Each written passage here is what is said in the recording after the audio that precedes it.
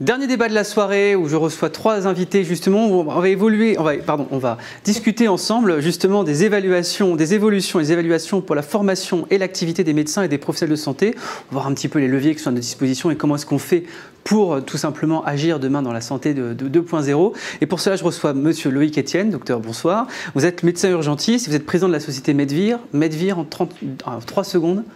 Médecine virtuelle, c'est-à-dire qu'en fait c'est l'intelligence artificielle dont on a beaucoup parlé. Et en fait on a commencé il y a 35 ans en essayant d'essayer de comprendre la plainte du patient. Donc je parlerai pas mal de la plainte du patient, de la parole du patient. Parce que c'est le point de départ et donc notre système consiste à explorer la plainte du patient pour poser des questions comme le fait un médecin. On ne se substitue pas au médecin, mais on recueille la plainte du patient et on la transforme en des données qui soient utilisables. Donc la question des datas et de la qualité des datas derrière est extrêmement importante. Une question qui sera au cœur effectivement de notre dernier débat. Et donc du coup toujours Isabelle Riom et Julien Gottsman, donc du coup médecin urgentiste et vous êtes directeur général de la Fondation Adolphe de Rothschild.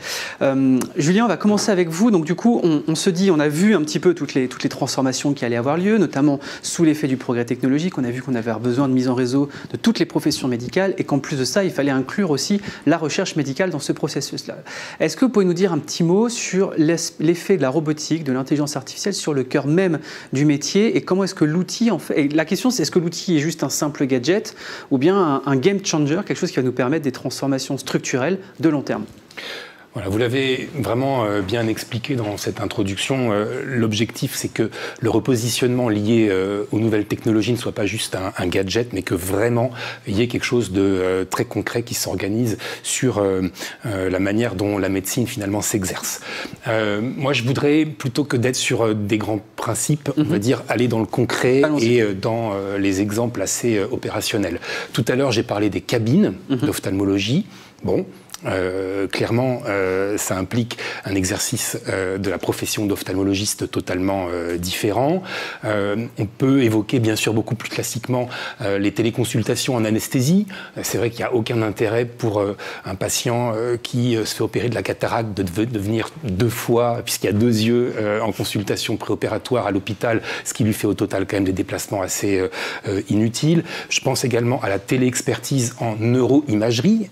La Fondation Rothschild, par exemple, fait la neuroimagerie, l'imagerie surspécialisée neurologique pour une vingtaine d'hôpitaux en France, notamment le CHU de Saint-Étienne, par exemple, pour ne citer que lui, qui était le premier avec qui on a travaillé. Donc la télé-expertise, vraiment, avec une gradation et un étagement des surspécialités, est vraiment clairement à l'œuvre. Les seconds avis aussi vont certainement se développer, en particulier dans le domaine de la cancérologie, où ça existe déjà. Et puis il y a un autre point que vous avez évoqué qui est très important, c'est le couplage entre robotique et e-santé et télémédecine.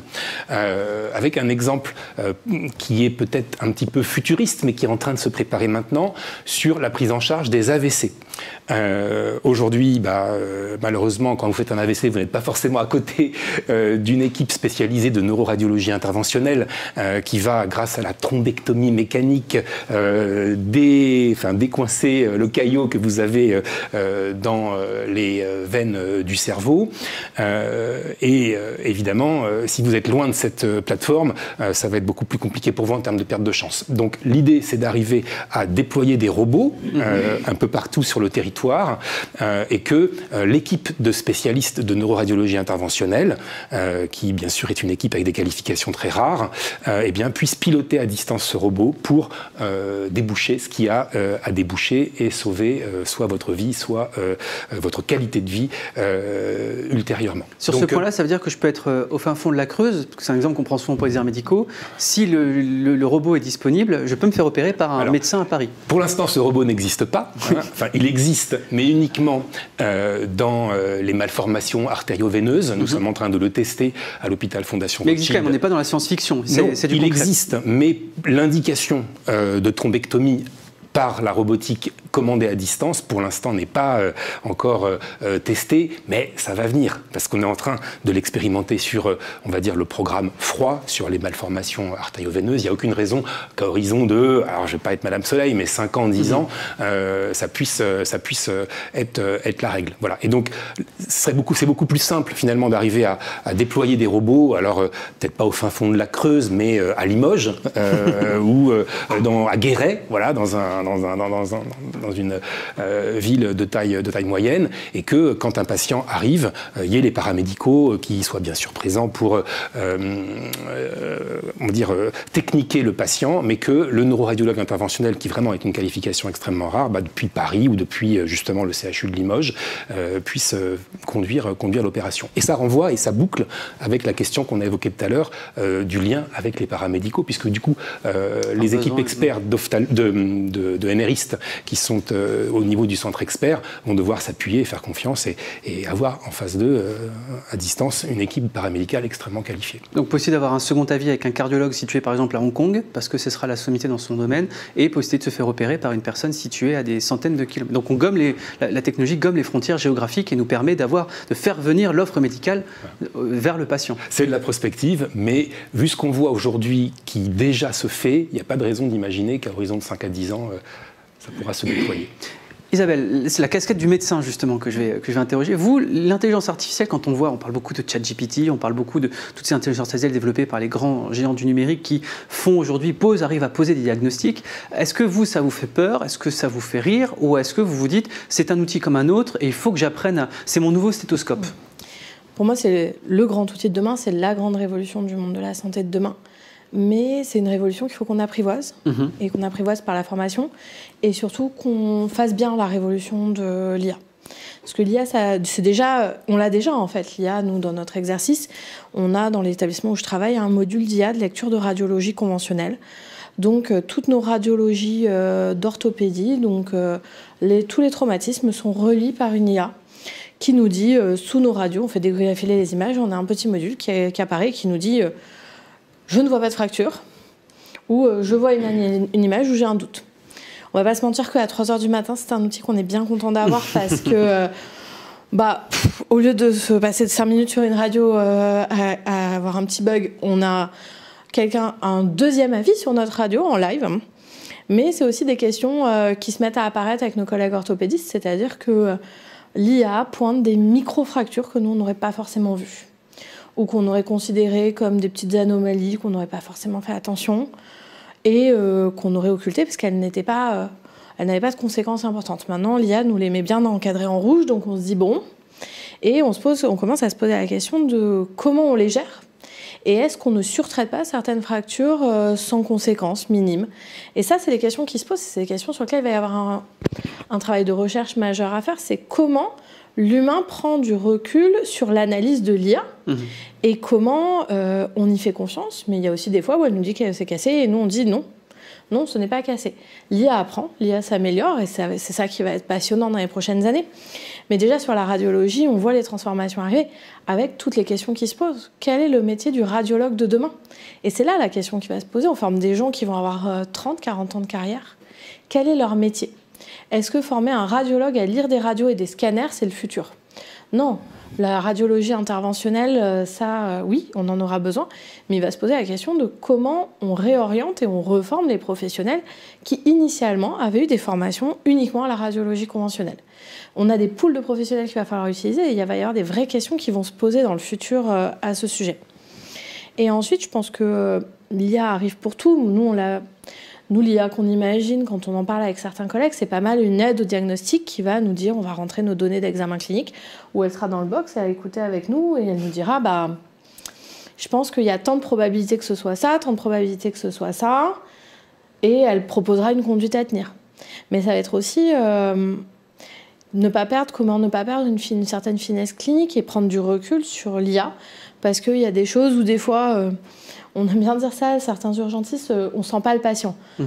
On le rationalise après, on se dit, il était un peu gris, il y avait quelque chose qui m'embêtait. Et on arrive à le rationaliser, mais c'est une finesse clinique qu'il faut pas perdre, parce qu'en fait, des fois, il y a des patients pour lesquels l'ensemble des constantes et des données étaient plutôt dans le verre rassurant, et on s'est dit qu'il y avait un petit truc qui nous embêtait, et on allait chercher plus loin que ce qu'on aurait fait. Et ça, va falloir ne savoir pas le faire, et surtout, il va falloir que le professionnel médecin s'apprenne à gérer l'incertitude, gérer l'alternative, gérer les questions que l'IA va lui poser, les propositions qu'il va lui faire auxquelles il n'aurait pas forcément pensé. Et ça nécessite une formation pour avoir à la fois la capacité de gestion de l'incertitude et l'accompagnement du patient dans cette gestion de l'incertitude, et la connaissance scientifique et le fond scientifique pour pouvoir challenger l'IA et remettre en cause certaines choses.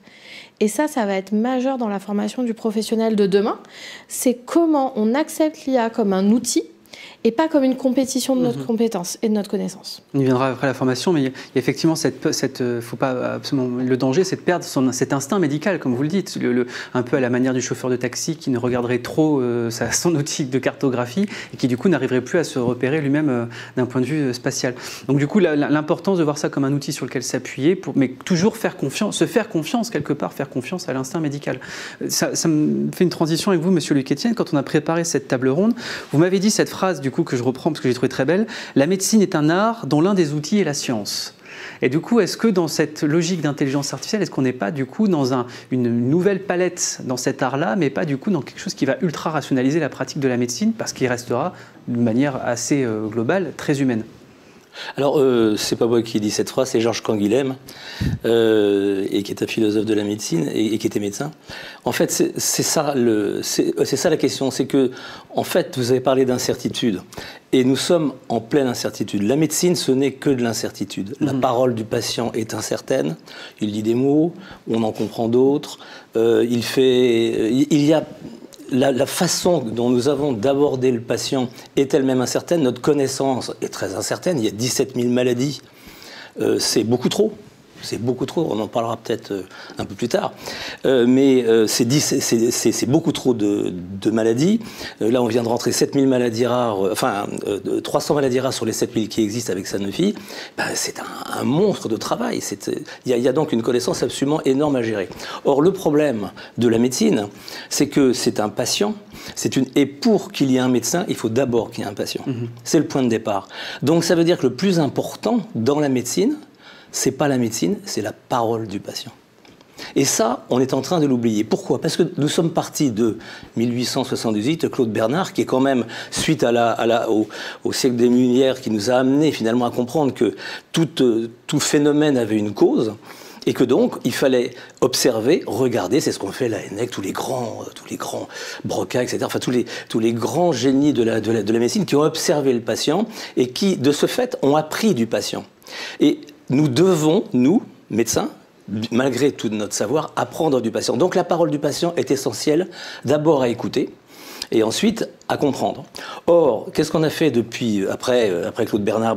On est arrivé dans les années 70. Vous voyez, moi j'ai commencé mes études en 70, je suis un dinosaure, et quand je suis arrivé, petit à petit, la science est arrivée au milieu de la médecine. Et cette science, nous y avons fait allégeance peu à peu, parce que c'était facile, c'était le plus simple. Et donc, on a désappris à écouter le patient, on a désappris à lui parler, on a désappris à l'écouter. Nous sommes écartés de la source de notre savoir. Et ça, c'est fondamental. Alors, ensuite, ce qui s'est passé? Il y a eu deux choses. La numérisation du vivant. Auparavant, on avait les radios, on avait des tas de trucs, etc. Mais grâce à la numérisation du vivant, maintenant, on arrive à faire des choses absolument phénoménales, extraordinaires. Ce que vous avez décrit, ce que l'on voit, c'est phénoménal, ce qu'on va arriver à faire. Donc, c'est très bien, mais il y a un deuxième élément, ça a été le Covid. Et le Covid a fait une espèce de coup de pied dans la fourmilière et a fait que nous-mêmes, toute la société, finalement, a été pris de vitesse par une problématique qui était que nous étions face à une incertitude totale, que nous ne comprenions rien à ce qui se passait et qu'il fallait trouver des solutions pour essayer de comprendre. Et qu'est-ce qu'on a fait? On s'est dit, tiens, monsieur le patient, explique-moi ce qui se passe. Donc on a commencé à recueillir de la donnée. Et cette donnée, qu'est-ce que c'est que cette donnée? C'est une donnée qui est incertaine.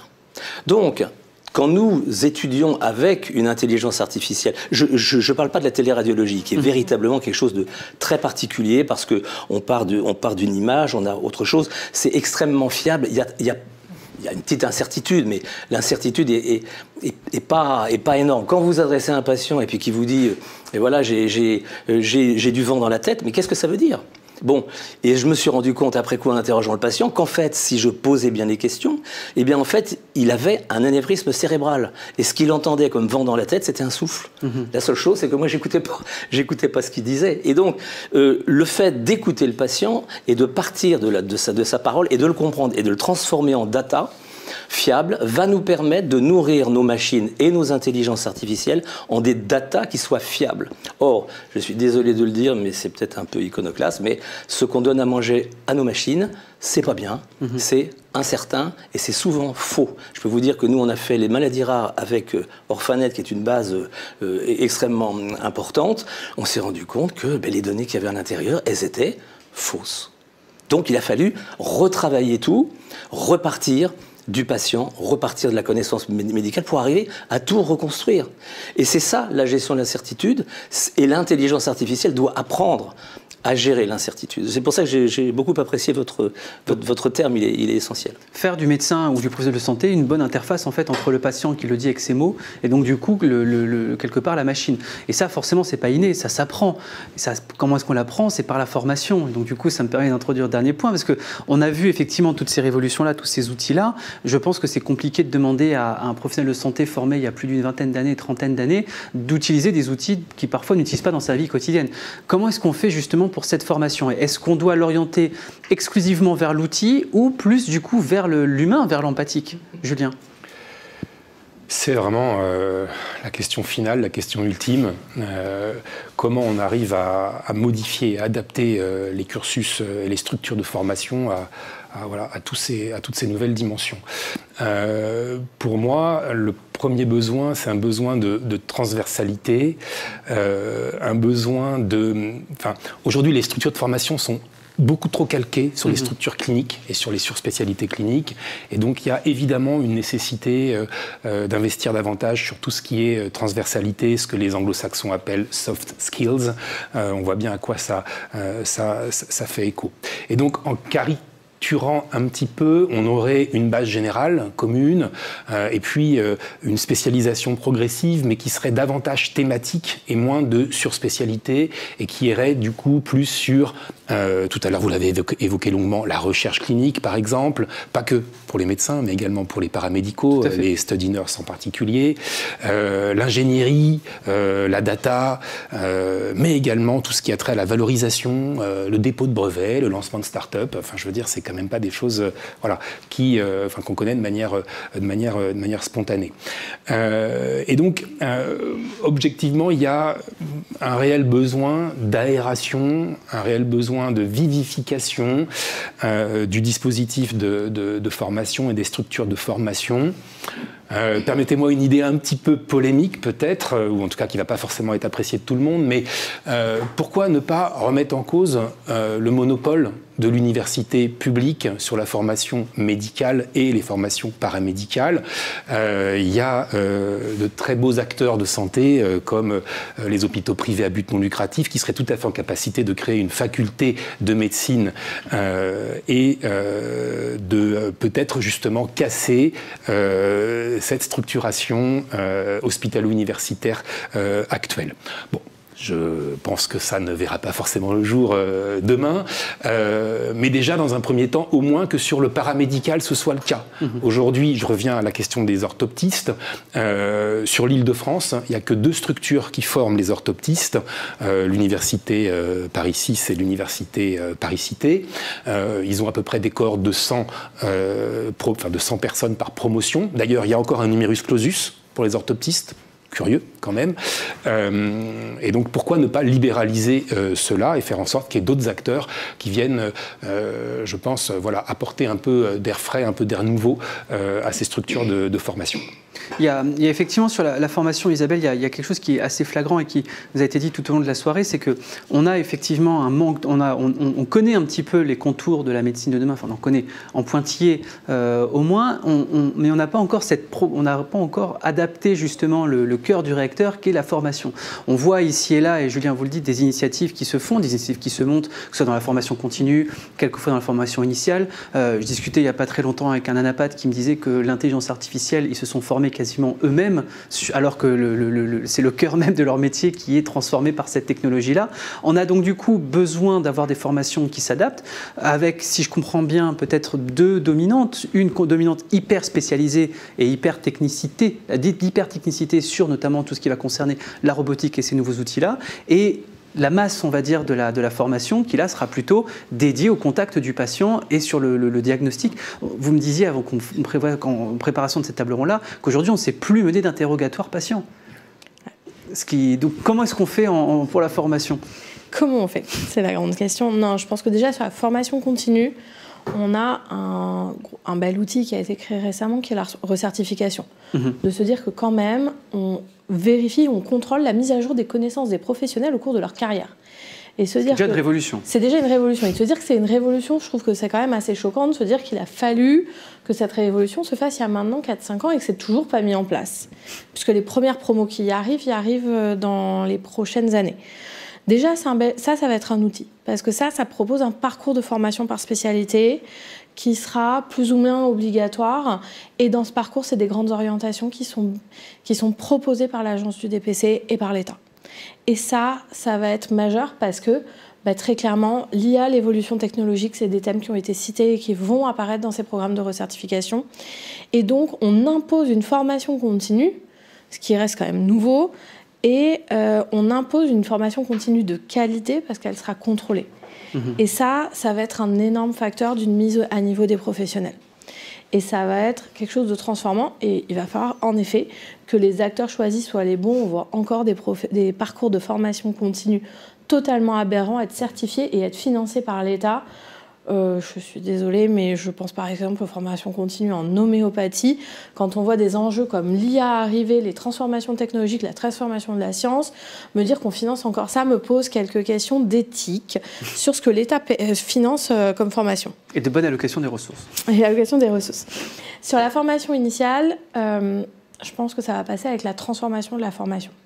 La formation a pas mal évolué les dernières années. La dernière réforme en place est en train de finir de se mettre en place.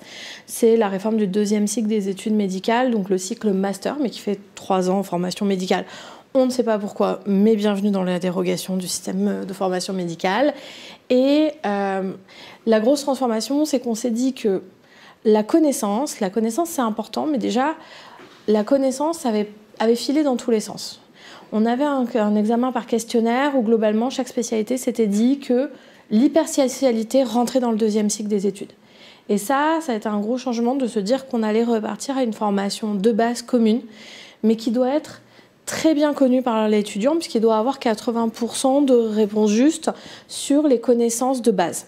Et se dire qu'on fait acquérir un tronc commun de base plus solide, mais que les questions d'hyperspécialité sortent de ce programme. Ce qui laisse plus de temps pour faire autre chose, parce qu'on arrête d'apprendre des maladies que les professionnels ne verront jamais. Et surtout, on introduit un outil qui va être passionnant, qui est l'année pré-professionnelle. C'est de se dire que l'externat, c'est bien, mais un externe qui est en stage à mi-temps, il a quand même cet examen de connaissances au bout des 2 ans, et il y a quand même une pression au bachotage, à l'apprentissage par cœur, qui fait que l'apprentissage des connaissances cliniques, et en particulier de l'interrogatoire, était très manquant. Il y a un système qui est fabuleux, qui s'appelle des ECOS, c'est des examens de compétences par station, qui sont prouvés reproductibles aux États-Unis, et ça a été prouvé, reprouvé, qu'on introduit en France, qui apparaissent comme un moyen de classer des étudiants, et de classer les étudiants sur ce qu'ils ont appris en stage. Donc typiquement, les stations qu'on fait, c'est apprendre à interroger un patient qui a une douleur thoracique, apprendre à faire un geste, apprendre à faire un examen clinique. Jusqu'à dans 1 an, au mois de novembre, aucun étudiant en France n'était évalué sur sa compétence clinique et sa capacité à interroger un patient. Et ça, c'est quand même... Pourtant, la base de la médecine. C'est quand même la base de la médecine. Mais par contre, à répondre à des QCM, on était formidable. Et donc, ça permet de replacer le stage et l'importance du stage. Et on crée une année qui est une année pré-professionnalisante, qui va être une année de stage et une année d'évolution professionnelle et de découverte professionnelle. Et typiquement, dans cette année, le but est que ça puisse être assez large et aller faire de la recherche en parallèle, aller voir des endroits qu'on ne voit pas forcément pour découvrir des endroits et renforcer sa compétence clinique sans avoir la pression des examens de connaissances derrière. Et bien, on laisse un an entier aux étudiants pour développer ça avant de devenir interne où pendant l'internat, on a une responsabilité, une autonomie et on crée une vraie année pour permettre ça qui va, je l'espère, permettre d'améliorer les compétences des étudiants et on le voit déjà. Parce qu'on voit déjà les promotions qui ont ces examens de compétences qui apparaissent, ont une vision totalement différente du stage et de ce qu'ils doivent acquérir en stage et on voit les effets. Donc il faut qu'on forme effectivement des personnes qui sont un peu plus généralistes, un peu moins techniciens, un peu moins hyper spécialistes. Loïc Etienne, là-dessus, vous êtes d'accord avec évidemment. Vous savez qu'est-ce que c'est, bien sûr. Finalement, on a mis le patient au centre. Mais en fait, le patient fait partie du parcours de soins. Qu'est-ce que vous avez? Vous avez le médecin, vous avez le patient, vous avez l'assureur, vous avez le politique. Tous ces 4 entités doivent être formées. Le politique doit être formé à la santé. Parce que quand on voit le millefeuille administratif auquel nous assistons, dans lequel nous avons un mal fou à pénétrer, il faudrait déjà commencer à éduquer le politique pour lui faire comprendre ce que c'est que la santé, ce que c'est que la médecine. Croyez-moi, il y a du travail. Bon, comment ça marche? Il faut un assureur. L'assureur, c'est lui qui paye. Donc, régime complémentaire, régime obligatoire. La CNAM, il faut que la CNAM comprenne ce que c'est que la médecine et qu'elle comprenne que les données qu'elle manipule ce sont des données qui n'ont rien à voir avec le réel. Ce sont des données uniquement pour de la facturation, etc. Or, il y a un gisement de données phénoménal. Bon. Le patient, il faut l'éduquer. Quand vous avez un patient qui arrive à 3h du matin aux urgences parce qu'il a une écharde, ça veut dire qu'il y a un problème d'éducation. Voilà. Et par contre, il ne va pas venir aux urgences parce qu'il a laissé son verre de côté. En fait, il était en train de faire un AIT, un accident ischémique transitoire. Bon. Et puis, évidemment, il y a le médecin. Alors, le médecin, où est-ce qu'il faut prendre le problème? Il faut le prendre à la base. Et le prendre à la base, c'est déjà recruter des médecins qui ne soient pas des formates et des techniciens. Il faut recruter des littéraires, des philosophes, des gens qui aient une appétence au contact humain. On aura toujours des techniciens, on trouvera toujours des techniciens. Et on pourra former des techniciens de santé qui seront dédiés à la santé, mais qui manipuleront des équations, qui seront avec leur corps nu, etc. Et puis vous aurez des médecins qui seront formés à l'interrogatoire. Et qu'est-ce que c'est que l'interrogatoire? C'est bien sûr des connaissances, et là on peut se faire aider par l'IA. L'intelligence artificielle aide à l'interrogatoire. Nous, notre IA, elle a 9000 questions à l'intérieur. On n'en pose pas 9000, on n'en pose que 10. Et avec 10, on peut arriver à savoir à peu près où on est. Donc, il y a l'aide au diagnostic, mais il y a l'aide à la thérapeutique. Il y a l'aide au remote patient monitoring, c'est-à-dire au suivi du patient à distance. Il y a énormément il y a le statut d'un patient à domicile. Le médico-social est fondamental. Le médecin n'est pas formé au médico-social. Il s'en fout. Ça ne l'intéresse pas. Donc, vous voyez, il y a plein de choses qui sont nécessaires à reprendre. Et ça passe, vous l'avez très très bien dit quand vous avez parlé justement de l'intégration, de la suppression des silos, puisqu'en fait on marche par silos, il faut une transversalité, un enseignement dans lequel tout au long des études, vous allez entendre parler de biochimie, de biophysique, d'embryologie, etc. Et même quand vous serez en 7e année ou en 8e année, vous vous souviendrez encore que lors de la délimitation, il y a le nœud de Hansen qui se crée au milieu. Ça vous sera dans la tête. Et pourquoi? Pourquoi ça? Parce que vous l'avez dit, on fait trop attention à sa mémoire et on oublie le raisonnement. Or, un raisonnement, quand vous l'avez compris, même si vous avez oublié la maladie, vous vous souviendrez du raisonnement. Ce qui m'amène à un dernier point qui est important. Je pense d'abord que les études de médecine sont beaucoup trop longues. Il faut les réduire à 5 ans. Il faut les transformer complètement de façon à faire cette transversalité, aboutir à des médecins qui vont se faire aider par de l'intelligence artificielle. C'est inutile d'apprendre 17 000 maladies, ça ne rentre pas dans un cerveau humain. Mieux vaut comprendre les 3000 syndromes qui constituent notre fonctionnement humain. Donc ça veut dire revenir à la physiopathologie. Vous voyez, on revient à Claude Bernard. La physiopathologie, c'est la compréhension des choses. Et si on arrive à former les médecins en leur disant « fais marcher ton cerveau », ton intelligence plutôt que ta mémoire, eh ben, tu vas pouvoir, à ce moment-là, on va aller mieux. Et donc, le dernier point que je voudrais dire, c'est que nous avons un chantier enfin, je pense, qui est extrêmement important, que j'appelle la médecine néosyndromique, c'est-à-dire transformer ces 17 000 maladies insupportables en 3500 syndromes essentiels, syndrome méningé, syndrome de ceci, syndrome de cela, et qui sont les rouages de notre fonctionnement. Et grâce à ça, de les relier à quoi? À la relier à la parole du patient. Si on arrive à faire le lien entre la parole du patient et les données les plus pointues de la génétique et de tout ça, et qu'on arrive à faire ça grâce à de l'IA, eh ben, on va redonner au patient la source de notre connaissance, et ça va permettre à la médecine hyper spécialisée de descendre un petit peu dans la rue et de se rendre compte que finalement tout ce qui est hospitalo-centré, tout ce qui est une médecine complètement désincarnée n'a rien à voir avec le quotidien. Et le quotidien de la médecine, c'est les soins non programmés.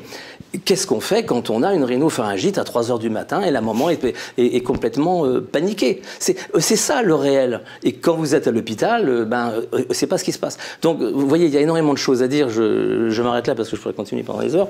Et puis surtout, la délégation des tâches. La délégation des tâches, c'est une urgence. Le médecin doit déléguer à l'infirmière et l'infirmière doit déléguer à des assistants sanitaires, des missi, dominici, qui vont aller dans les campagnes comme des postiers ou etc., mais spécialisés, et qui vont pouvoir recueillir de l'information, qui vont pouvoir donner également des